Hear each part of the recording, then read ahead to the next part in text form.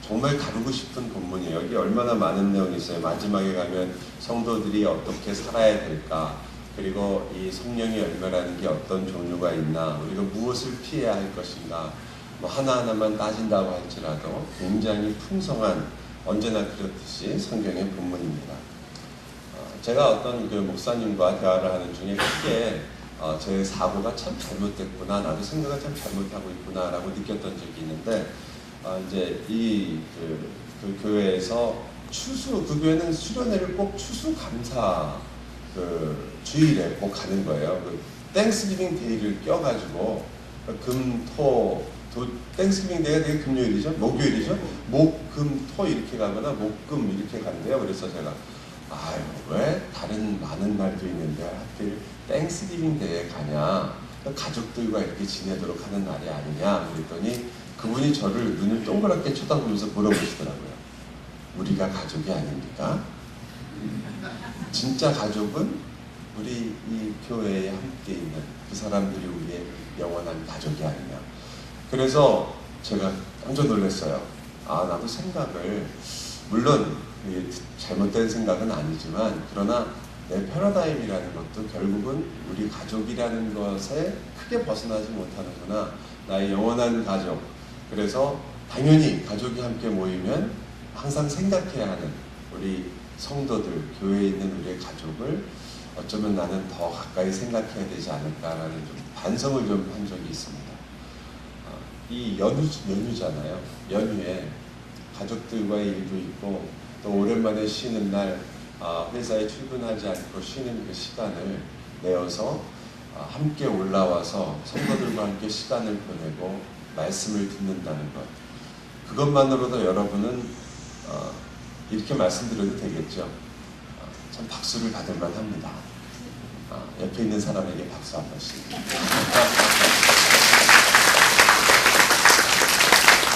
그리고 조 목사님이 말씀하신 것처럼 여러분은 그 중에서도 끝까지 남았으니까 한 번 더 박수. 네.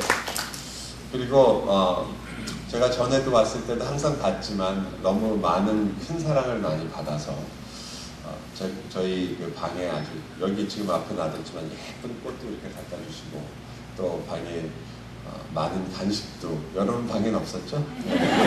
간식도 갖다 주셨어요. 그래서 또 제가 주책 없이 하나도 남김없이 다 먹었습니다. 다 먹고 여러분 사랑을 많이 받고, 또 여러분과 함께 말씀을 나누면서 항상 그렇듯이 전하는 자가 제일 많은 그 도전을 받게 되고, 또 많은 은혜가 되고, 또 이렇게 정신을 집중하면서 말씀에 온 힘을 다해서 이렇게 그 말씀에 집중하시는 모습을 보면서, 또한 한편으로는 박 목사님이 부럽고, 네, 항상 그래요. 어느 교회 가서 성도들이 참 말씀을 열심히 들으면 담임 목사님이 부럽죠. 그리고 얼마나 그동안 수고를 많이 했을까. 성도들을 키우기 위해서, 세우기 위해서 성도들과 함께 얼마나 많이 눈물도 흘리고 또 고민을 많이 하셨을까, 이런 생각도 하고, 또 한편으로는 이렇게 좋은 이런 그 수련회에 오게 돼서 우리 당회원들과 목사님께 다시 한번 이렇게 감사를 드립니다. 이 정도면 제가 충분히 다음번을 기약할 수 있는 충분한 멘트가 되겠죠? 어떤 부인이 있었는데요. 그 부인이 이제 남편과 이제 사별을 하게 됐습니다. 자녀들과 함께 이제 장례식장에 앉아서 있는데, 목사님이 나와서 마지막 이제 고별 설교를 하실 거 아니에요. 장례 설교를 하시면서 이렇게 말씀을 하시는 거예요. 이분이 얼마나 가정적이었으며, 또 자녀들을 얼마나 사랑했고, 회사에서 얼마나 열심히 했나. 근데 앞에 앉았던 분이 계속 고개를 이렇게 까딱까딱 하시는 거예요. 그러니까 그저 목사님 무시하시고 하셨는지 모르지만 계속해서 그러면서도 항상 그 바쁜 중에도 교회에 나와서 열심히 수고하시고 많은 교인들에게 덕을 끼치시고 이런 얘기를 계속하니까 고개를 까딱까딱 하시다가 이제 그분이 아내도 참 사랑하시고, 그 말을 들으시더니 옆에 있는 아이를 툭툭 치면서 야, 저기 누워있는 게 진짜 니네 아버지인 줄 알았어.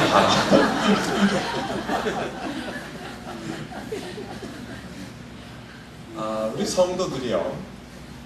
참, 우리가 이게 서로 이게 뭐 이렇게 해주는 이야기. 참, 다복하십니다. 행복하신해 보이십니다. 자녀들이 잘 커서 좋겠습니다. 교회에서 참 봉사 많이 하시고, 집사님이 되시고, 장로님이 되시고, 또 목사라는 칭호도 받게 되고, 이런 것들은 어떻게 보면 하나님 앞에 갈 때는 다 벗겨질 것들 아니에요.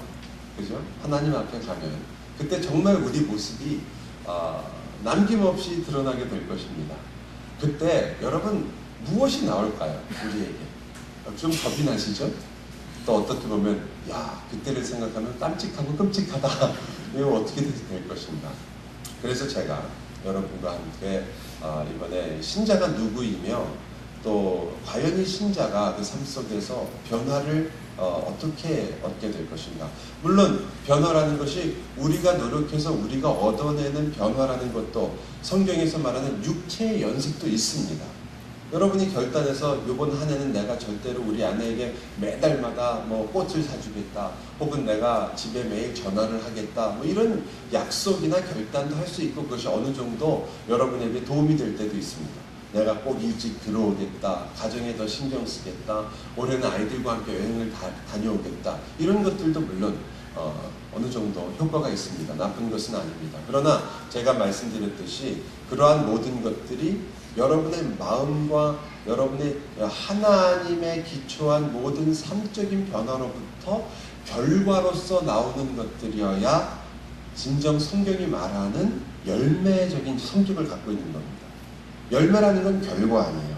근데 그것이 목적과 수단으로만 끝나게 되면 그것들은 사실은 성경에서 말하는 육체의 연습은 약간의 유익이 있으나 즉 경건에 이르지는 못하는 그런 경우가 되는 거죠. 이게 나쁘진 않으나 더 많은 것들, 즉 소위 말하는 우리의 진정한 변화의 모습, 하나님 앞에 섰을 때 우리로 하여금 하나님께서 우리를 보시면서 너가 정말 복음을 이해했으며 그 복음 가운데 살았구나라는 것을 우리로 깨닫게 하는 것, 그런 부분은 어쩌면 우리는 약할지 모르겠습니다.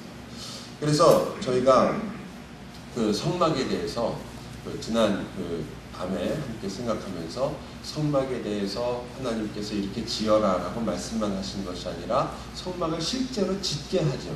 즉 우리로 말한다면 지식에 그치게 하는 것이 아니라 실질적인 삶으로도 나올 수 있도록 성경은 이야기합니다. 그런데 그 실질적인 삶이 나오는 동기를 성경은 뭐라고 말하냐면 그들이 자원하는 마음으로 그 성막을 짓게 하고 그 가지고 온 모든 재료들이 남았다고 얘기합니다.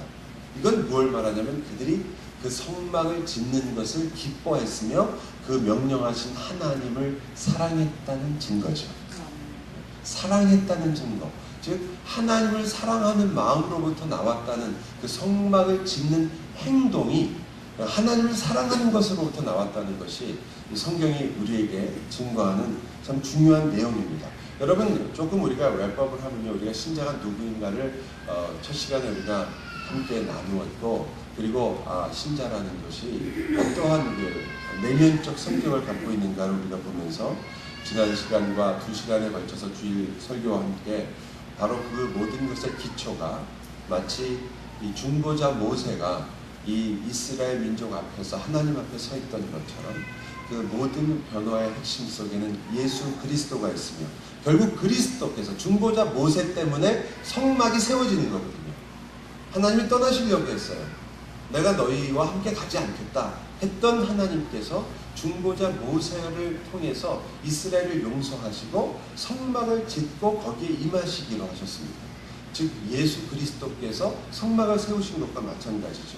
그래서 우리가 더 이상 변화하는 나 혹은 내가 변화하는 모습 이런 데에 우선적인 관심을 갖지 않고 또 변하는 세상 이런 것에 우리가 근거를 두지 않고 그것들이 나를 변화시킨다거나 그것들의 나의 결심이 나를 변화시키는 것이 아니라 우리를 변화시키는 가장 중요한 근거는 바로 변하지 않는 하나님이 우리의 변화의 근거라는 것을 우리가 함께 살폈습니다.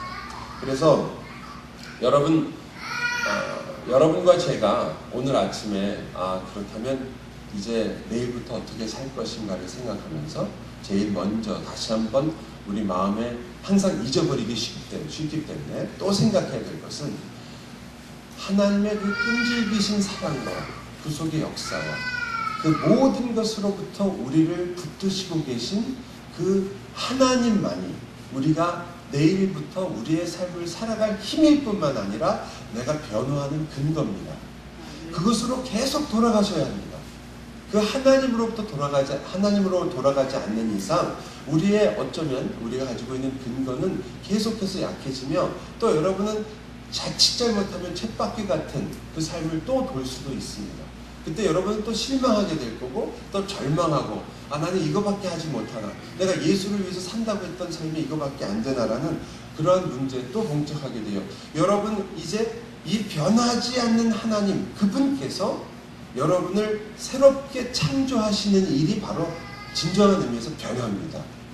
여러분이 무언가를 하는 일은 바로 이 하나님이 새롭게 여러분을 창조하시는 일에 대한 여러분의 그 사랑과 은혜에 대한 반응들입니다. 그게 여러분과 저의 삶에서는 변화된 것으로 느껴지지만 그건 결과란 말이에요. 다시 오리무중에 들어가는 이 눈빛, 첫날부터 다시 시작해야 된다는 그런 느낌을 받게 하는 마지막 날에 드디어 오늘 우리가 점심도 무시하고 계속해야 되지 않을까라는. 그래서 이 창조가 첫 번째 창조에 그때도 성령 하나님께서 수면 위에 운행하신다고 그러죠. 그 창조에 성령 하나님께서 적극적으로 동참하셨죠. 예수 그리스도께서도 마찬가지였지만 그때 성부 하나님만이 세상을 창조하신 것이 아니라 성자 하나님께서도 여러분이 잠언에도 잠언 9장에도 나오잖아요. 그 지혜가 하나님이 창조하실 때 함께 있었다.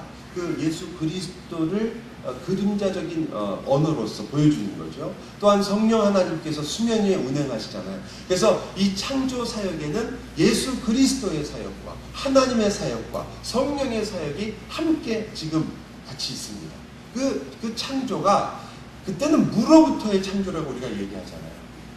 그러나 이제는 여러분을 죄를 이기는 창조, 여러분의 그 죽음을 이기는 창조, 여러분이 가지고 있는 고통과 고민과 여러분이 나의 힘으로는 되지 않는 이 답답한 나의 현실을 이겨내시는, 죄와 죽음을 이겼는데 무엇을 이기지 못하겠습니까? 생각해 보세요. 세상에서 가장 이길 수 없는 것이 죽음인데 그것을 이기신 그 하나님께서 창조하시는 창조의 사역입니다. 그러니 여러분의 인생 속에서 부딪히는 모든 문제 속에서 하나님이 새로운 창조를 이루어 나가시는 거죠. 그래서 우리는 그 창조 때문에 여러분이 과거에 잘못한 것을 다시 새롭게 하는, 우리 대개 말하는 개과천선, 내가 잘못된 것을 다시 한번 새롭게 해서 선한 사람이 된다, 이 정도의 의미가 아니라, 그래서 여러분이 결심한 것만큼 괜찮은 사람이 되는 게 목적이 아니고요. 여러분이 만약 계속 다시 한번 강조드리지만 괜찮은 사람이 되려고 하신다면 기독교는 별로 소용이 없습니다. 괜찮은 사람이 목적이면 오히려 여러분 자기 수양을 통해서 여러분을 만들어가는 도교나 불교나 심지어는 유교도 효과가 있습니다. 그러나 기독교는 나 자신을 멋있게 만들고 싶은 게 아니라 나 자신이 하나님께 합당한 자가 되도록, 그래서 하나님이 기뻐하는 사람이 되며 하나님께서 나를 변화시키는 근거가 되시고 나의 모든 목적이 바로 하나님과 하나님의 나라에 있는 사람들입니다. 그게 다른 거죠. 내가 괜찮은 사람이 돼서 내가 잘난 척하고 내가 남보다 나은 것을 증명해 보이려고 하는 것은 교회가 아닙니다. 그건 어떻게 보면 종교 생활을 하고 계신 거예요. 모든 종교가 우리에게 원하는 것들입니다. 이 예수를 믿는 것과 이 종교와 다른 점 중에 하나잖아요. 우리가 어떻게 하면 좀 더 성숙한 인간, 좀 더 괜찮은 인간이 되느냐, 그것이 목적인 것이 바로 일반 종교고, 우리는 그것이 하나님을 사랑하기 때문에 우리에게 그 하나님의 성품으로부터 우리에게 주어져 결과로 따라오는 게 우리들입니다. 우리는 괜찮은 사람이 되지 않으려는 게 아니에요. 성숙한 게 나쁜 게 아니라 그것이 하나님을 사랑하니까 따라온단 말이에요. 결과처럼 우리에게 주어지고 있는 거죠. 자연스러운 결과. 이 성령의 열매라는 표현도 그렇잖아요. 내 열매라고 안 그러잖아요. 너희의 열매는 사랑과 희락이라고 안 그래요. 얼마나 중요한 언어예요, 이게. 내 열매가 사랑과 희락과 화평과 평화면 여러분 그걸 위해서 우리가 달려가야죠. 나도 사랑하는 자가 되자. 나도 희락을 누리는 자가 되자. 나도 무언가를 그렇게 자비하고 양선하는 자가 되자. 그런데 그게 아니라 성령의 열매라고 하는 거죠. 성령 하나님께서 여러분 안에 계심으로 여러분에게 맺혀지는 결과들이란 말이에요. 그러니까 우리의 노력의 결과로 얘기하지 않고 성령 하나님의 일하심으로, 그리고 열매 자체도 우리의 것이 아니라 성령님의 것이에요. 소유가 성령님의 것이란 말이에요. 그걸 우리는 기쁨으로 여기고 그것이 우리에게 맺혀지는 것이 우리의 즐거움과 환희고, 우리로 하여금 그러한 것들을 갖게 하는 것을 금지할 법이 없다는 거죠. 이게 우리에게 맺힌다는 말이에요.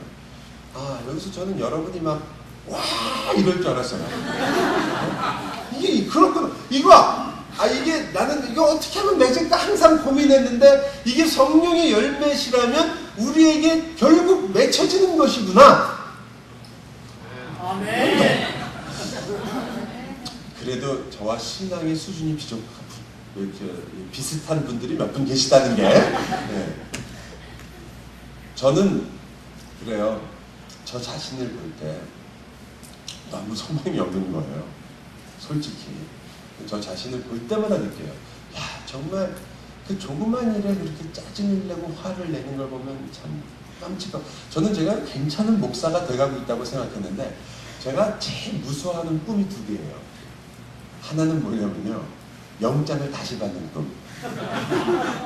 군대 늦게 갔다 왔는데요, 다시 영장이 와서 군대 또 오라고 그러는 거. 자다가 듣게요. 자다가. 말도 안 된다. 또 하나 잠이 깨는 꿈이 하나 있는데, 그건 뭐냐면 주일날 제가 교회를 갔는데 저 혼자 온 거예요. 아무도 안 왔어요. 교인이 아무도 안 온 거예요. 깜짝 깨면서 그런 생각을 해요. 야, 나는 입으로는 설교할 때는 한 영혼을 위해서 생명을 바친다 뭐 이런 얘기를 하지만 결국은 아무도 안 올까봐 걱정하는구나.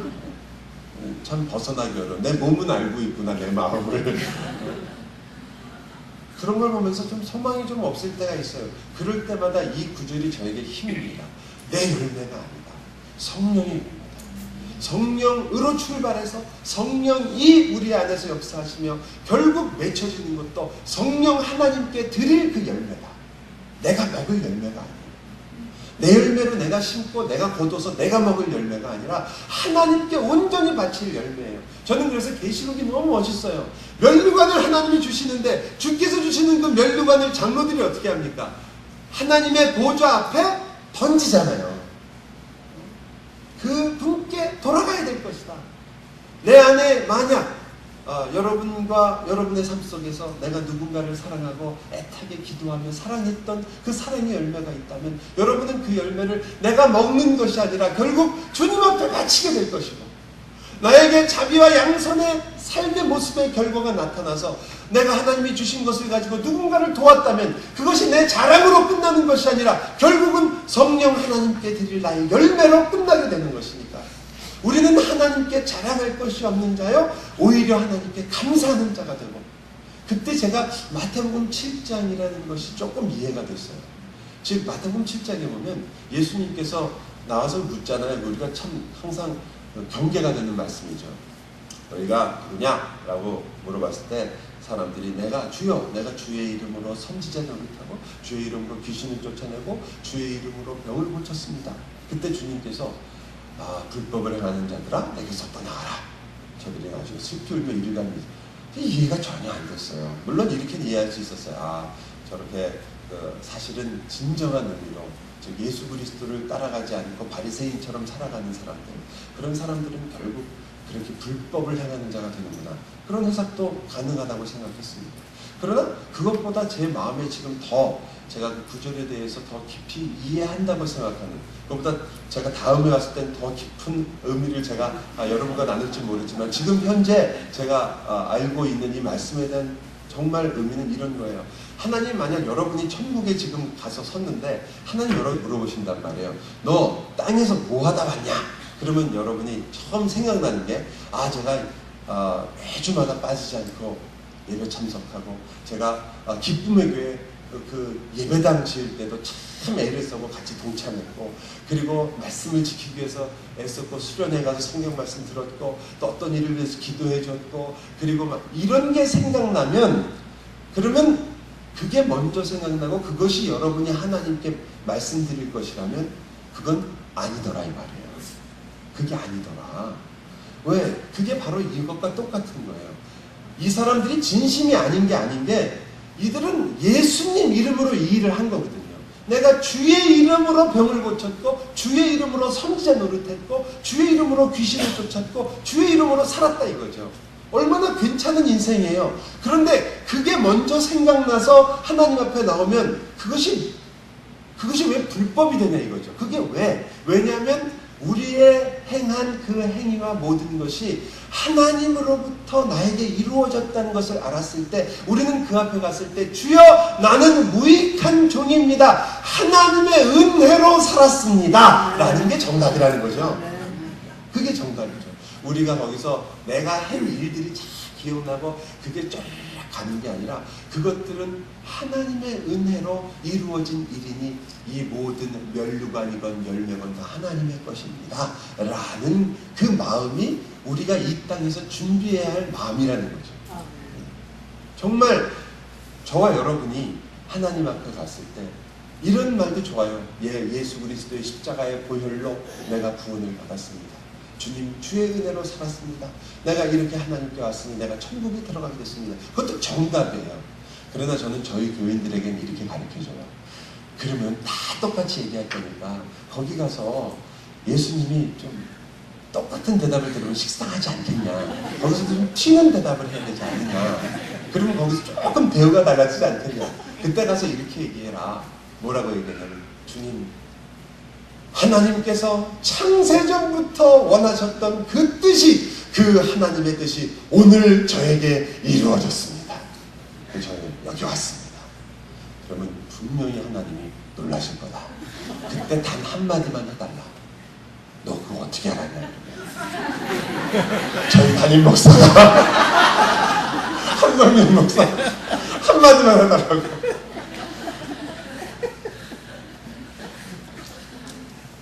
여러분 이 성막에 임하셨던 그 하나님께서 우리로 하여금 그 하늘에 속한 자가 되게 해서 그 그리스도가 우리의 모든 것이 되게 있다는 것. 그것이 우리가 눈물을 흘리게 만드는 진정한 이유입니다. 여러분이 말씀을 듣고 은혜를 받고 눈물을 쏟는 이유가 그거 아니에요. 여러분이 무슨 내 연민 때문에 우시는 것도 아니고 또 여러분이 그저 참 여기까지 올라와서 세상을 놓고 보니까 내 처지가 너무 불쌍해서 그냥 비관하는 마음으로 우신 것이 아니라 바로 그것 때문에 우신 거예요. 그 눈물이 얼마나 아름다운 거예요 그때. 그냥 눈물로 끝나지 않고 여러분의 삶의 변화를 이끌어내는 참다운 회개의 그러한 고백이 되는 거 아니겠어요? 그래서 여러분이 우리가 함께 지난 시간 동안 그렇게 변화라는 것이 하나님을 근거로 하기 때문에 하나님의 임재, 성막이 함께합니다. 그리고 우리가 결국은 새로운 창조와 함께 안식을 누리는 사람이다. 여러분 안식이라는 말 아시죠? 안식. 여러분이 지금 안식을 누리고 있다는 그 표현을 여러분 그저 성경에서 우리가 그냥 안식한댄다라고 생각하지 마시고 정말 여러분이 안식을 누리는 거죠. 살아가면서 아까 우리 장로님 기도하실 때도 내일부터 일하러 가야 되는데 이 중에 그런 분은 아무도 안 계시잖아요. 이야 신난다. 내일은 드디어 일하러 가는구나. 이런 분은 없잖아요. 이 노동이라는 게 우리의 죄로 말미암아 그렇게 큰 기쁨이 되지 못했습니다. 그러나 그것이 성도에게는 좀 다른 거예요. 성도들은 이 노동의 의미가 새롭게 변화되어서 이제 노동이라는 것 자체가 그저 우리가 이 땅에서 먹고 살기 위해서 살아가기 위한 방편이 아니라 하나님을 섬기는 도구가 되었고 하나님의 기쁨에 동참하는 도구가 되었고 우리의 안식의 한 부분이 되었습니다. 그래서 우리는 비록 육신적으로 그리고 우리의 마음은 힘들고 어려운 내일이 시작되지만 여러분과 저는 안식의 하루가 다시 한번 우리의 삶에 또 찾아오는 거죠. 그래서 그 안에서도 우리가 감사하며 하나님 저의 인생 속에서 제가 이 온 힘을 다해 주님께 하듯 할 수 있는 그리고 주님 섬기듯 살 수 있는 이 인생 주신 것을 감사합니다라는 마음으로 살 때 여러분 그냥 그 하루가 지겹지만은 않잖아요. 네, 지겹으시군요. 그래도 지겨워요. 그래서 오늘 그 성령으로 우리가 살았습니다. 그죠? 성령 하나님의 역사로 살았어요. 그렇다면 오늘 갈라디아서 마지막 24절과 25절과 26절에 보면 성령으로 사는 자 너희는 또한 성령으로 행하라 라는 그 말씀을 가지고 제가 네 가지만 성령으로 행한다는 것의 의미가 어떤 것인지를 함께 살펴보려고 합니다. 이전까지가 랩업 한 거예요. 제가 시계도 안 갖고 왔어요. 어차피 뭐 여기서 오늘은 점심 뭐 못 드시면 또 내려가서 드시면 되고 뭐 어차피 오늘은 쉬는 날 아니에요. 하루. 그쵸? 째려보지 마세요. 첫 번째로요.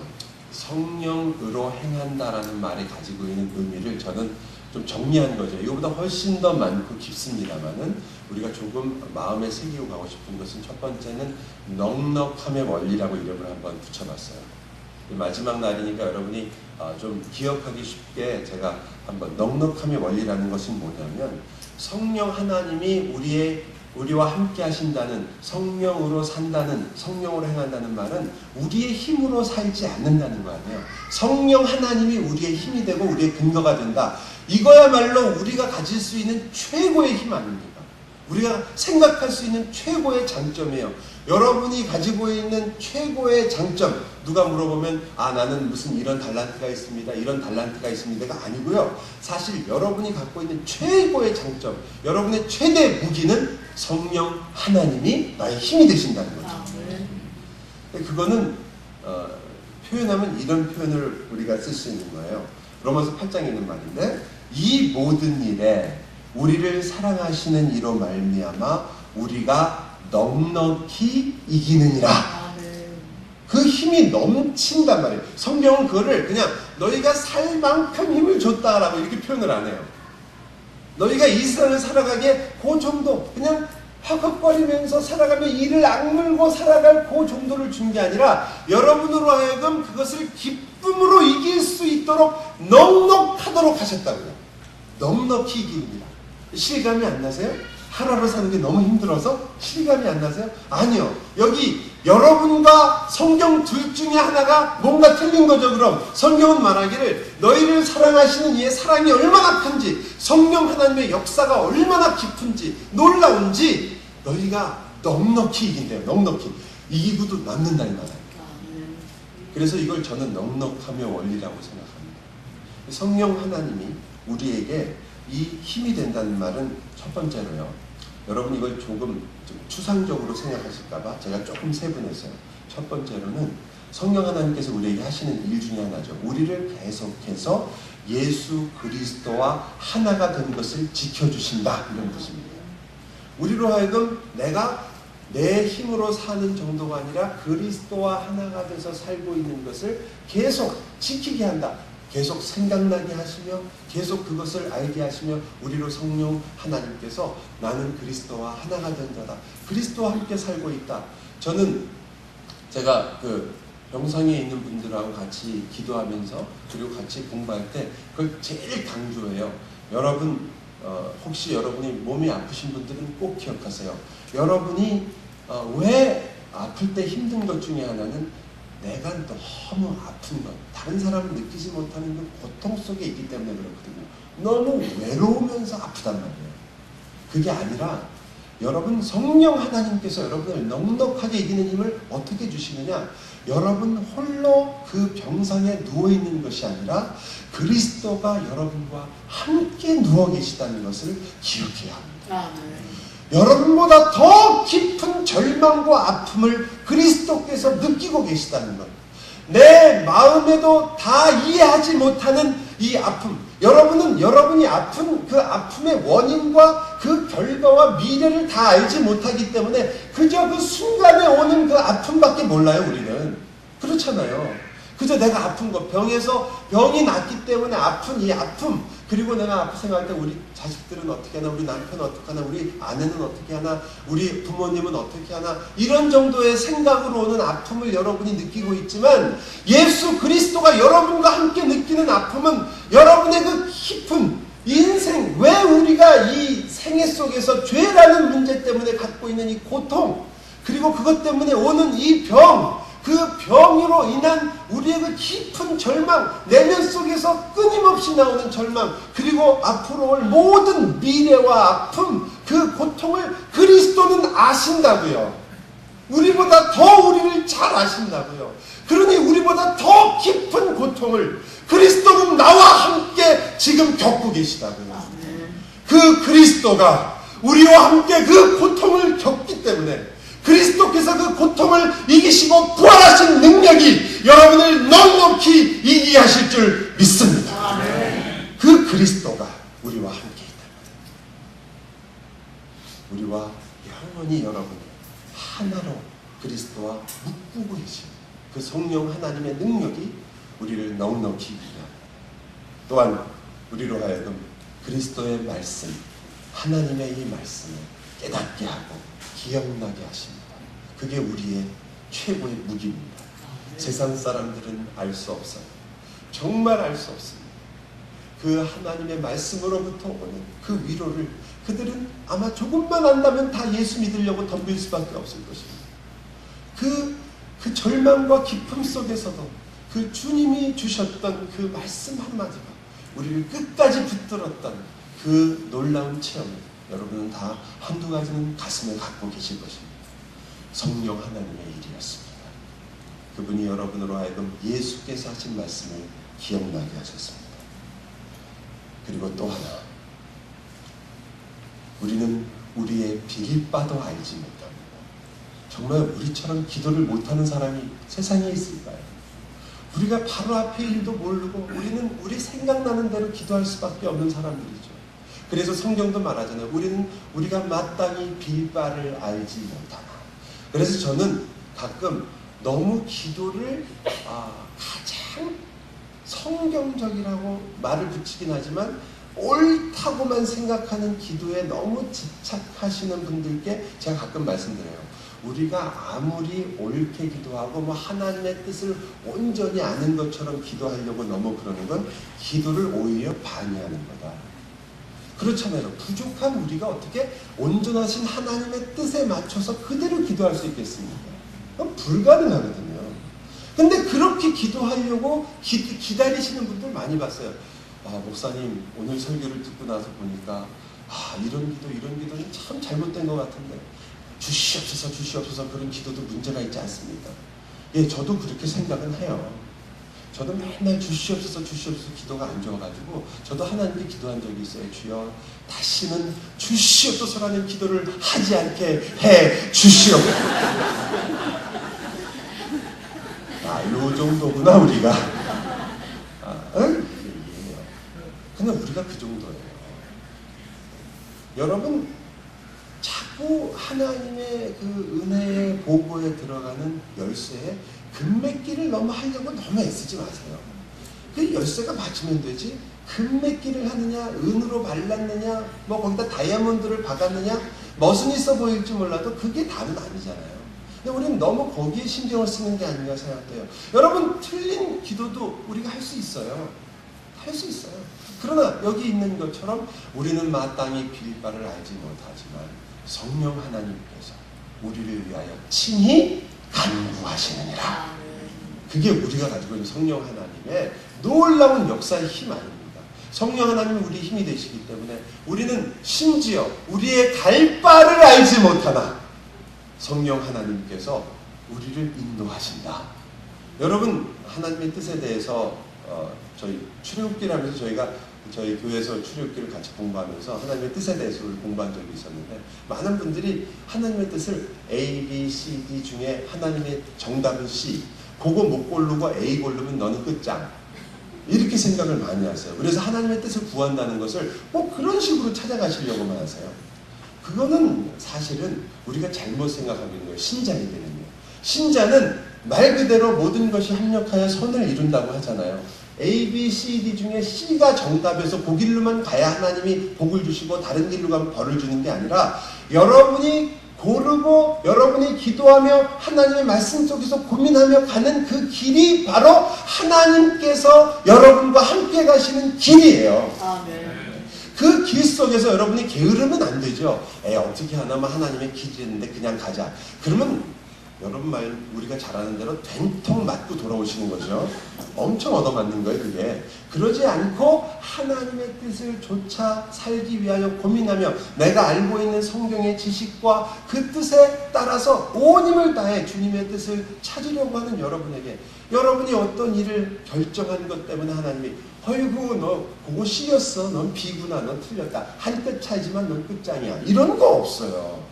여러분 그 길조차도 하나님의 손 안에 있단 말이에요. 아멘.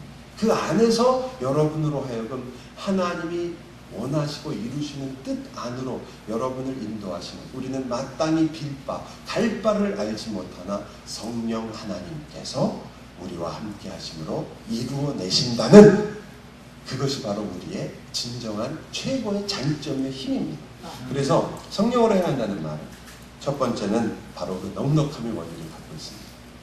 두 번째 원리는 여러분이 다 아실 수 있는 원리예요. 오늘 본문에도 잘 나타나는 제가 이제 그 읽었던 갈라디아서 5장에 나오는 육체라는 말에 대한 일반적인 해석은 뒤에 나오는 것처럼 육체적 삶, 우상 숭배하고 주술과 원수 맺고 분쟁하고 시기하고 이런 걸 내가 이제 육체의 삶이라고 이야기하고 그렇게 또 해석하는 것이 뭐 그렇게 이 본문을 너무 왜곡한다고 생각되진 않습니다.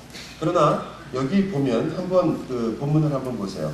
5장 17절에 육체의 소욕은 성령을 거스르고 성령은 육체를 거스르나니 이들이 서로 대적함으로 너희가 원하는 것을 하지 못하게 한다. 그 원하는 것을 하지 못하게 하는 것이 육체의 소욕과 성령의 소욕이 서로 거스린다고 말하는데 18절에 이렇게 나와요. 너희가 만일 성령의 인도하시는 바가 되면 대조적인 게 뭐가 나옵니까? 율법 아래에 있지 아니할 것이다. 제가 이 갈라디아서를 보면 볼수록 더 확신이 더 생기는 것은 이 육체라는 것이 사실은 이 갈라디아서 전체의 주제하고도 맞는 거죠. 지금 바울이 거짓 복음, 너희들이 다른 복음, 너희들이 엉뚱한 것을 듣고도 자꾸 속는구나 했을 때 그게 율법으로 돌아가는 걸 말하는 거거든요. 여기서도 역시 육체라는 것이 바로 그 율법 아래에 있는 것을 말하는 것이 보다 더 이 본문의 의미를 더 살리는 것 같아요. 율법 아래에서 살게 되면 그에게서 나오는 열매들이 그 율법 아래에서 율법을 지키려고 하다가 나오는 그 열매들, 우리의 부족함을 알지 못하고 율법을 내 자랑으로 삼으며 그것으로 구원을 추구하려고 하게 되면 그것이 만들어내는 것이 바로 이 세상의 그 육체적인 모습이다. 성령은 그와 대조된다라고 보는 것이 더 맞다면 이 성령을 따라 살며 행한다는 성령 가운데서 행하고 성령을 따라 산다는 그 말은 믿음의 원리로 산다는 거죠. 율법의 원리가 아니라. 율법의 원리는 뭡니까? 그 행하는 자가 나고 내가 근거고 그 나의 행위의 결과대로 살려고 하는 거예요. 내가 노력하고 힘쓴 만큼 내가 받는다. 그것은 행위의 원리죠. 그건 율법의 원리와 아주 유사합니다. 믿음의 원리는 뭐예요? 나에게 조건이 없다. 나의 조건은 예수 그리스도다. 나에게는 나로부터 나와서 선한 것이 이루어지는 것이 아니라 나에게는 바로 내 안에 계신 성령 하나님 때문에 사는 것이다. 내가 육체 가운데 사는 것은 나를 사랑하사 나를 위하여 자기 몸을 버리신 하나님의 아들을 믿는 믿음 안에서 사는 것이다. 그죠? 우리 몸 안에서 우리가 그러한 것을 볼 때 우리가 여기서 말하려고 하는 이 성령을 가운데 행한다는 말은 바로 이 믿음의 원리대로 산다는 거예요. 믿음의 원리 참 놀라운 거예요, 사실은요. 여러분과 제가 생각하는 것보다 훨씬 파워풀한데 하나님을 의지한다는 정도가 아니라 그것이 내 조건으로부터 나온 것이 아니기 때문에 하나님이 절대로 나를 포기하실 이유가 없다는 거죠. 너희가 아직 죄인 되었을 때에 너희를 사랑했다 그러거든요. 그러니 우리가 지금 하고 있는 일이 하나님의 마음을 슬프게 하며 아프게 하는 그런 일들을 우리가 자주 행할 때가 있지만 그것 때문에 하나님이 우리를 포기하는 것이 아니라 그 우리의 약함과 연약함과 심지어는 하나님을 슬프게 하는 그 일들이 분명 돌이켜야 될 일이지만 하나님께서 그것 때문에 우리를 포기하는 일은 아니라는 거예요. 어떻게 하시겠어요? 그것들을 포기하는 것이 아니라 오히려 그 죄와 그 약함과 그 슬픔과 그 연약함과 고통을 이기고 여러분을 하나님의 뜻 안으로 인도해 내시고야만은 하나님을 신뢰하는 것이죠. 그게 우리의 믿음입니다. 어떤 분은 그걸 배짱이라고도 그러는데요. 배짱이다. 하나님께서 나의 주가 되시니. 그러나 그 배짱이 좋은 말인데 혹 잘못 쓰셔서 배째라 이러면 안 돼요. 배짱은 좋은 말인데 배째라는 절대 안 됩니다. 하나님, 뭐 저는 어차피 이런 인간이니까 배째입니다. 마음대로 하십시오. 그게 해보신 분을 제가 몇 분 아는데요. 정말 고생하세요. 하나님은 여러분 제가 메리지 카운셀링을 해보면 모든 부인들이 다 똑같이 얘기하는 한 가지가 있는데 그게 뭐냐면 우리 남편은 고집이 너무 세다는 거예요. 정말 저도 놀랐어요. 저는 한 분만 그럴 줄 알았는데 모든 분이 다 그렇게 생각해요. 그럼 남편들은 아내가 고분고분하다고 생각하냐? 천만에 만만의 말씀이에요. 다 고집이 세대요. 여러분 고집 센 거 알아요. 그래서 하나님 한번 해보십시오. 나도 고집이 있습니다. 나도 보통 사람 아닙니다. 괜찮은데 여러분 고집은 부려봤자 앞으로 50년. 하나님 고집은 영원해요. 누구 고집이 세겠어요? 거기다가 우리 부모들은 애들 고집도 못 꺾어요. 그게 우리가 가지고 있는 사랑 중에 약간 거짓된 부분 중에 하나죠. 애가 저러고 저러면 귀찮아서라도 그냥 해줄 수밖에 없잖아요. 뭐 어떡하겠어요. 그래, 너 그거 하고 너 혼 좀 나가라. 이런 하나님은 그 사랑에서 포기를 안 하시기 때문에 끝까지 칼이 안 좋으면 끝까지 안 주시고 고생을 손가락을 가위를 만들어서 쓰게 만드신다니까요. 여러분 손가락이 가위가 돼서 종이를 자르는 거 생각해 보세요. 손에 피가 얼마나 나도록 연습을 해야 되는지 아세요? 손가락으로 종이를 자르려면? 그런데 여러분이 그걸 모르시고 하나님한테 배째라 끝장입니다. 안 돼요. 절대 여러분 하지 마시고 배짱은 좋아요. 하나님, 제가 비록 이렇게 하나님 앞에서 하나님의 은혜를 알면서도 요거밖에 못 살지만 그러나 제가 압니다. 하나님이 나를 이루시려는 그 목적을 알고 있으며 하나님이 나를 향해서 갖고 있는 그 뜻을 알고 있습니다. 제가 여기서 나 스스로 절망에 빠지고 내가 죄에 빠져서 나는 왜 이런 사람들밖에 안 될까라는 그런데 시간 허비하지 않고 다시 일어나서 주님의 뜻 안으로 걸어가겠습니다. 우리 너무 시간 많이 허비해요. 여러분 스스로를 연민하느라고. 주님 저는 이거밖에 안 되는데 주님 그것 때문에 얼마나. 하나님은 괜찮아요. 여러분 같은 사람을 한두를 다루셔야 말이죠. 웬만한 일은 놀라시지도 않아요. 근데 여러분 뭐 하나님 되게 생각하는 것처럼 하나님의 영광과 거룩을 생각하면 너무 여기다가 시간 다 쓰고서는 똑같은 일 또 하는 거예요. 그러지 마시고 여러분 하나님 제가 잘못했습니다. 이거 돌이키겠습니다. 제가 여기에 지지 않으며 이것 때문에 좌절하고 사탄이 저를 유혹해서 여기에 빠지게 해서 그 문제를 붙잡고 시간을 버리게 하지 않겠습니다. 주님이 용서하시지 않았습니까? 제가 정말 이게 배짱인 거예요. 제가 다시 일어나서 주님 뻔뻔하지만 주님 앞에 다시 나가서 제가 다시는 같은 죄에 빠지지 않도록 다시 살겠습니다. 쓰러지더라도 주님 그 길로 가겠습니다. 쓰러지면 또 일으켜 주십시오. 이게 배짱이에요. 여러분 우리 너무 많은 시간을요 자기 반성과 또 자기 연민에 너무 써요. 나쁜 건 아니죠. 처음 우리가 반성해야죠. 내가 잘못했구나 깨달아야죠. 그러나 그러기 때문에 그걸로 좌절하고 시간을 보내시지 마세요. 돌이키셔야 돼요. 그리고 나가셔야죠. 갈 길이 멉니다. 예수 그리스도의 성품을 닮아가는 그 길이 그렇게 짧은 길이 아닙니다. 열심으로 나가셔야죠.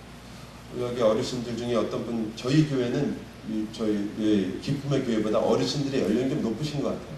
저희는 90세가 넘으시면 저희가 한 달 반 정도 전에 결혼 70주년 금강석 혼이라고 그러거든요. 그 금강석 혼을 하신 부부가 계세요. 그 장로님이신데 너무 좋으신 분인데 저한테 이렇게 물어보시더라고요. 목사님, 하나님이 저를 잊어버리신 게 아닐까요? 왜 안 내려가시나?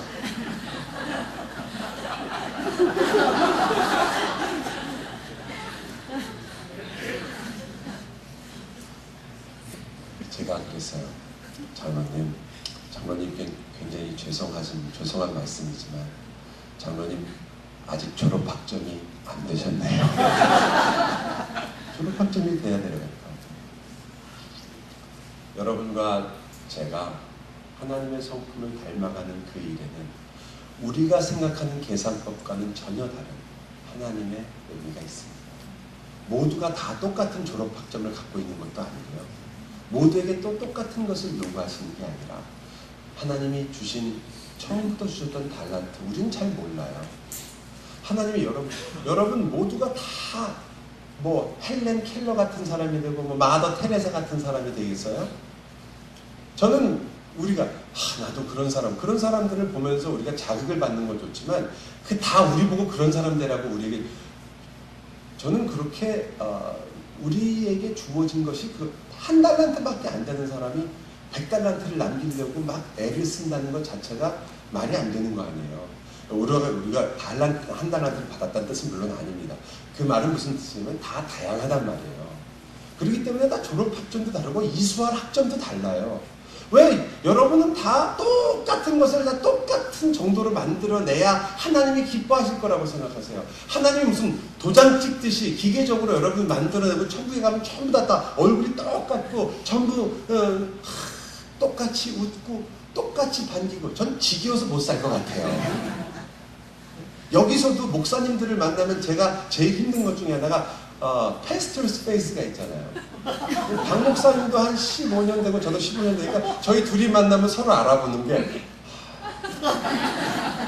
우리 둘끼리는 안 그래도 되는데도 뭐 어떡하겠어요. 저희 꼬마 말이 전부 다 저희 꼬마 말이 항상 아빠 교회에서 하는 거예요. 반만 집에서 하세요. 왜 이렇게요? 나한테 야단치고 뭐 이렇게 잔소리가 많나. 교회에서 애들이 가다가 물을 엎질러도 오히려 가서 닦아주면서 야 다치지 않았니? 집에서는요 이 자식이 그거 하나를 못하냐. 반만 하세요. 우리 다 아니 전부 그런 얼굴이면 천국에 갔는데 여러분 전부 그런 얼굴이면 뭐가 재밌겠어요. 안 그렇단 말이에요. 우리들에게 받은 분량을 하나님께서 정말 아름답게 모두의 특성과 달란트를 최대한도로 살리면서 우리의 기질과 우리의 성격과 그 품성들이 하나님의 온전한 컨트롤 속에 들어가 예수 그리스도의 모습을 닮은 그 모습으로 우리가 그곳을 살게 될 거 아니에요. 그 아름다운 모습. 우리가 서로 죄가 없기 때문에 그 모든 것이 정말 아름다운 결과를 만들어내는 내가 급한 것 같았으나 그 급한 것이 아름다운 열매를 만들어내는 내가 항상 모든 일에 여러분 천국에 가면 성격이 다 똑같아서 급한 사람도 없고 어떤 사람은 뭐 전부 다 느긋하게 살고 전부 다 무슨 우리 생각 하와이에 이런 거 뭐 야자수에 넣고 전부 다 주스 한 잔씩 마시면서 뭐 바라보고 아이 그것도 하루 이틀이지 그 지겨워서 못합니다. 하나님의 나라에는 이 땅의 것과 완전히 변화된 모습도 있고 또한 우리의 모습에 연속성도 있는 거 아니에요. 그것을 우리가 신비하기 때문에 다 모르기 때문에 우리가 그것을 다 그저 상상을 하고 있지만 예수 그리스도의 온전한 모습을 보면서 우리가 기뻐하고 즐거워하는 거죠. 우리도 이렇게 될 것이다.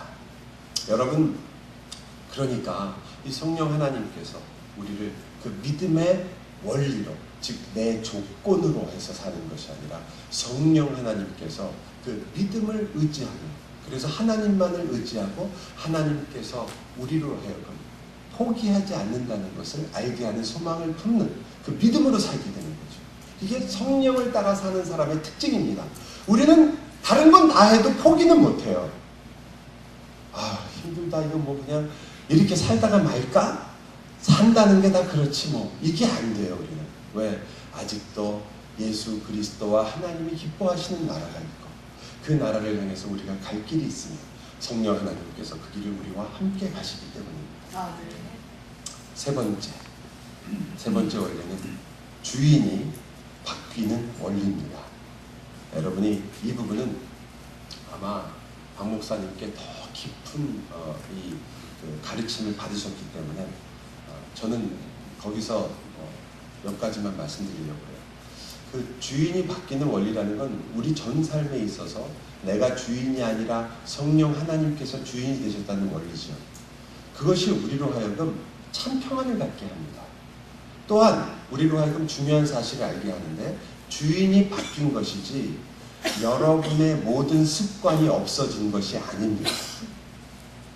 여러분이 과거에 한국에 살다 미국으로 오시면 알겠지만 한국에서 살던 습관, 한국은 한국이라는 나라가 있고 거기에는 그 법이 있고 거기서 살던 그 습관을 여기 와서 한 번에 바꾸시지 못하잖아요. 물론 동부는 좀 덜 하신 것 같은데 서부는요, 미국 대통령보다 한국 장관 이름을 더 잘 아세요. 신문도 전부 한국일보 중앙일보밖에 안 봐요. 그리고 한국일보에서 썬데이 LA 타임즈를 넣어주는데 그건 전부 그 물건 살 때 휴지로 쓰거나 아니면 뭐 냉장고에다 넣어가지고 습기 제거할 때 쓰거나 이런 데서 읽는 사람 거의 없어요. 왜? 아직도 모든 관심과 삶의 특성들은 한국식으로 사신단 말이에요. 그러나 그것들이 이 땅에 살면은 미국의 법을 지켜야 하고 미국의 생활을 해야 되잖아요. 근데 아직도 우리는 똑같은 관습과 습관을 갖고 있죠. 이것을 어떤 분은 이렇게 좋게 표현하죠. 많은 신학자들이 여러 가지로 죄의 오염이다. 아직도 우리에게 오염이 있다. 이렇게 얘기하지만 제가 보기에 더 재밌는 설명은 죄의 관성이다. 이 말이 참 좋은 것 같아요. 여러분 막 차 타고 가다가 갑자기 있으면 어떻게 됩니까? 앞으로 나가잖아요. 우리가 죄의 권세로부터, 죄의 다스림으로부터, 죄의 법으로부터 자유했어요. 그래서 딱 섰어요. 그러나 뭐가 아직 남은 거예요? 우리의 몸에 있는 관성이 앞으로 달려가려고 한단 말이죠. 그것과 싸우는 거예요. 그게 바로 성령이 주인 되면 여러분이 성령을 주인으로 만들어 달라는 게 아니고 주인이 성령 하나님으로 바뀌었어요. 예수 그리스도가 우리의 주인입니다. 그 주인이 되셨기 때문에 우리가 섰어요. 관성이 있죠. 관성이 있어서 자꾸 나가려고 할 때 내 주인이 누구신가를 계속 기억하면서 그 주인의 뜻에 그리고 주인의 삶에 내가 주인의 다스림을 받는 사람이라는 것을 계속 깨닫고 그 삶을 살아가는 것. 그게 성령을 따라 행하는 거죠. 여러분이 가져야 할 평안함은 뭐냐면 그래서 아직도 내 안에서 이 죄가 굉장한 힘을 발휘하고 있구나. 관성이라는 게 굉장히 강한 거거든요. 확 앞으로 보내잖아요. 놀라지 마세요. 내가 예수를 믿었는데 왜 아직도 나한테 이렇게 다른 사람을 미워하는 마음이 생길까? 왜 예수를 믿었는데도 왜 나는 이렇게 거짓말을 할까? 그건 놀라실 필요 없어요. 여러분은 죄의 권세로부터는 나온 사람들이에요. 죄는 여러분을 더 이상 다스리지 못합니다. 죄가 여러분의 법이 아니에요. 여러분을 구속하고 그래서 죄의 법에 따라서 여러분을 감옥에 집어넣을 수가 없어요. 그러나 여러분에게 그 관성이 남아있어요. 여러분 나라는 옮겨졌지만 아직도 미국에 제가 처음 미국에 유학올 때요. 박 목사님은 캐나다에 사시고 미국에 오시고 제가 학교에서 처음 만났을 때도 그때도 한국말과 영어를 퍼펙트하게 하던 몇 안 되는 모든 사람의 부러움을 한 몸에 받으면서 시기와 질투 속에서 살아야 했던 질퍽거리던 사람이에요. 시기와 질투가 너무 많아가지고 질퍽거렸죠. 노래도 잘하잖아요. 사모님께는 죄송하지만 인기 짱이었어요. 근데 저는 아니었거든요. 한국에서 제가 대학까지 다 나오고 미국에 웨스트민스터로 왔으니까 한국에서 다 경험하고 왔는데 미국 오면 비행기에서 딱 내리자마자 영어 잘할 줄 알았죠.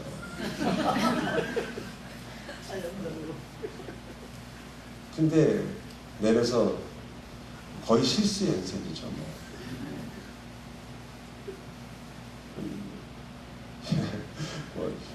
진짜 여러분이 하는 실수 똑같이 저도 많이 했는데 가게 가는 데를 알파에 그때 알파 데이터인가 그런 곳이 있었는데 알파베타라는 얘기였어요. 없어진 것 같아요. 안 보여요. 근데 거기 갔는데 빵이 너무 먹고 싶었어요. 근데 미국 빵 진짜 맛이 없더라고요.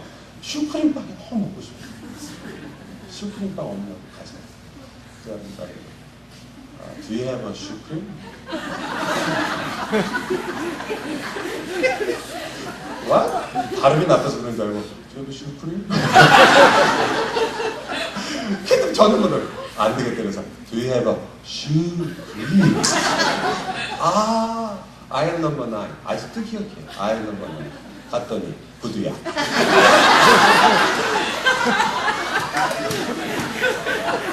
안 되던데요 영어? 미국 와서 그냥 영어 통할 줄 알았는데 안 되던데. 여러분 예수 믿고 나서 여러분이 어떻게 그날로 예수님처럼 살 줄을 생각하십니까? 이건 말도 안 되는 얘기예요. 여러분에게 성령 하나님께서 함께 역사하심으로 주님이 주인이라는 걸 매일 깨닫게 하시고 그 안에서 훈련을 통해서 성령 하나님의 훈련이 여러분을 매일 정말 성령의 훈련이 시작되는 거예요. 그것이 여러분이 지금도 받고 계신 거예요. 왜 교회가 필요합니까? 이 교회가 그 성도들이 그 안에 여러분을 갈고 닦아주는 형제와 자매들이에요. 그래서 교회를 떠나실 수가 없는 거예요. 왜? 교회에서 여러분 마음에 맞는 사람만 있는 게 아니잖아요. 그죠?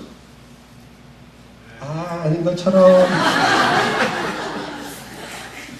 안 맞는 사람이 더 많죠. 네? 말을 한번 할까 말까 해서 말 한번 했다가 그냥 졸제 공격당하려고 하는 또 그냥 좀 잘해주려고 그러면 가서 오해해가지고 정말 내 속을 상하게 하는 사람이 있어요. 그게 바로 예수님께서 우리들에게 보여줬던 예수님의 삶의 특징이에요. 계속된 오해.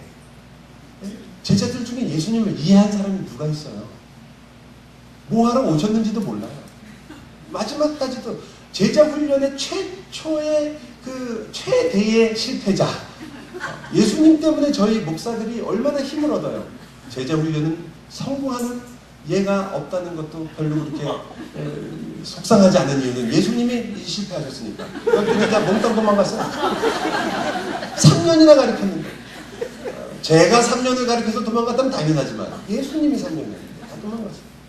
그 중에 예수님이 왜 왔는지도 몰랐어요. 그렇게 가르쳐줘도. 저는 바울하고 예수님 때문에 몇 번 살았는데 바울이 저 설교할 때 설교를 하는데 설교가 진짜 맥히는 건지 안 맥히는 건지 듣는 건지 변하는 건지 너무 답답할 때가 있었거든요. 바울 때문에 참 큰 은혜 받았죠. 예수님 때문에 그렇지만 바울은 설교할 때 졸다가 떨어져서 죽은 사람도 있더라고요. 저는 아직 그런 일은 없거든요. 주무시는 분 조는 분 있는데 떨어져 죽은 사람 없어요. 그래서 여러분 그 하나님께서 성령 하나님을 통해서 역사 마지막 네 번째 하나는 나머지는 바라고 원하는 원리라고 제가 이름을 한번 붙여봤어요. 그것은 뭐냐면 우리가 예수를 믿으며 성령대로 성령과 함께 성령을 따라 행하는 원리는 아까 율법이 아니라 믿음의 원리라는 것과 관련이 있는데요. 이제는 더 이상 무엇 하라에 따라서 무엇 해야만 한다. 내가 그거 안 하면 안 되지 라는 것으로부터 변화가 있어요. 설교 들어야 되지. 주일 지켜야 된다 라는 것이 주일 지켜야 된다는 말이 틀린 말이 아니라 주일을 지키는 것이 내가 해야만 하는 어떤 법적인 것으로만 나에게 다가오는 것. 내가 큐티도 안 하면 안 되지. 해야만 한다. 또 성경을 읽는 것도 해야만 한다. 기도도 해야만 한다라는 것으로부터 좀 변화가 있는 원리예요. 바라고 원하는 원리라는 것은 이제는 내가 그것이 좋아서 하고 싶어지는 것. 즉 내 마음에 원함이 생기는 거예요. 기도라는 것이 내가 그냥 억지로 해야만 하는 종교적 행위가 아니라 내가 하나님과 화목하게 되었으며 아버지가 생겼으니 그 아버지와 내가 나가서 이야기하고 대화하고 사랑해야 되는 존재가 아버지시구나. 이걸 빌립보서 2장 13절을 제가 읽어드릴 테니까 바로 이 여기서 나온 원리와 똑같습니다. 너희 안에 행하시는 이는 하나님이시니. 그러니까 하나님께서 행하신다고 얘기해요. 하나님이 하신단 말이에요. 그러나 자기의 기쁘신 뜻을 위하여 너희에게 소원을 두고, 소원은 뭐죠? 바라고 원하는 마음을 두어 행하게 하시느니라. 여러분으로 하여금 그것을 바라고 원하게 한단 말이에요. 하나님과 만나는 시간을 그리워하게 하고 성도들이 예뻐 보이기 시작하는 거예요. 그렇게 속을 썩이고 뒤집는 사람도 있는데도 교회에 와서 성도를 보면 야, 정말 사랑하는 마음이 생기고, 어떤 사람이 나와서 간증을 하는데 나 예수 안 믿던 사람인데 예수 믿게 됐습니다. 그러면 마음이, 여러분 어떠세요? 여러분도 모르게 환해지지 않으세요?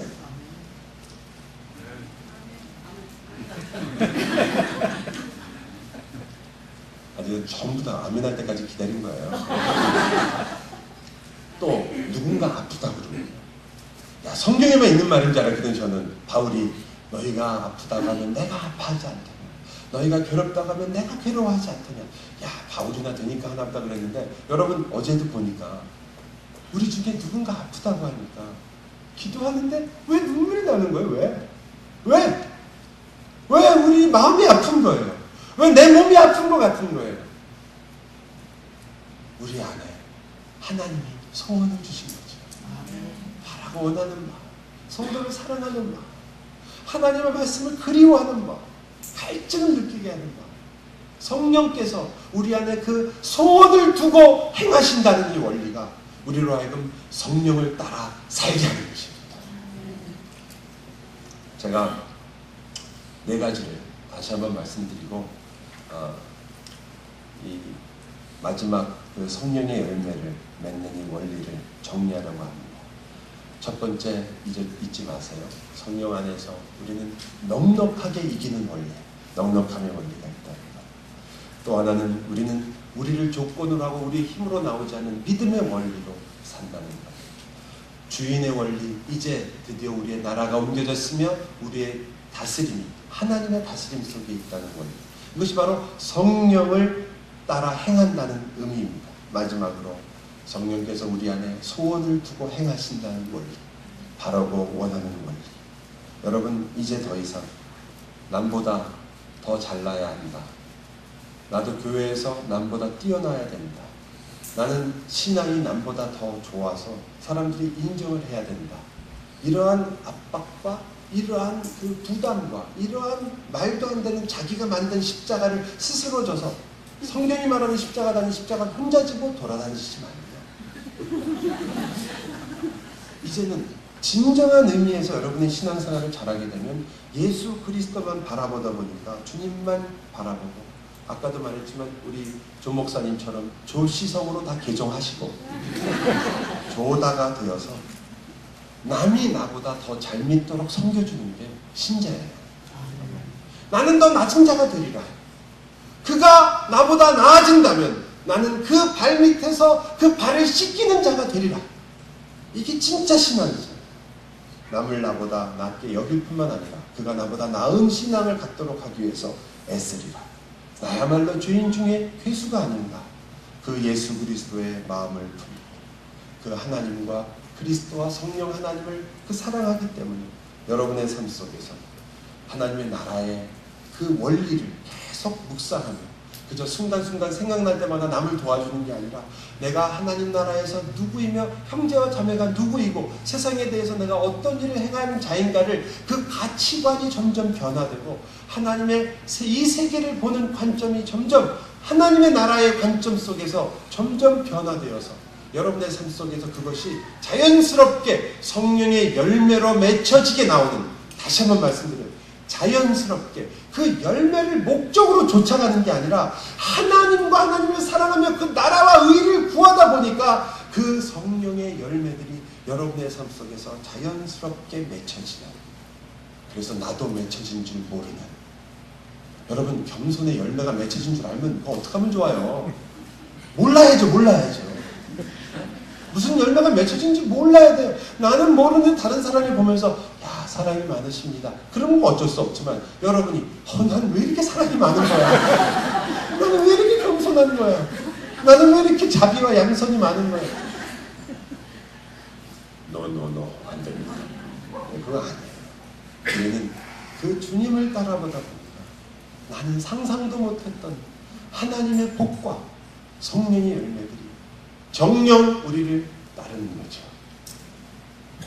그 여호와의 놀라운 지성소에 전해 영원히 거하면서 주님이 여러분에게 주시는 그 생수의 잔을 높이 들고 주님께 감사하며 매일매일 하늘로부터 오는 그 떡을 공급하시는 성령 하나님의 인도를 받아 승리의 삶에 한순간도 놓치지 말고 즐기시기 바랍니다. 기도합시다. 하나님, 저희가 그렇게 성령으로 말미암아 즐겁게 살기를 원합니다. 이 땅에서 하나님이 주신 이 놀라운 복음 때문에 그 복음으로 즐기고 뼈가 시리도록 감사하고 심장이 두근거리도록 하나님과 성도들을 사랑하게 하여 주옵소서. 그 성령님의 열매가 우리 삶 속에서 하나님 나라 때문에 맺혀지게 하시고 그것을 감사하며 오늘도 살아가게 하여 주옵소서. 예수 그리스도의 이름으로 기도하옵나이다.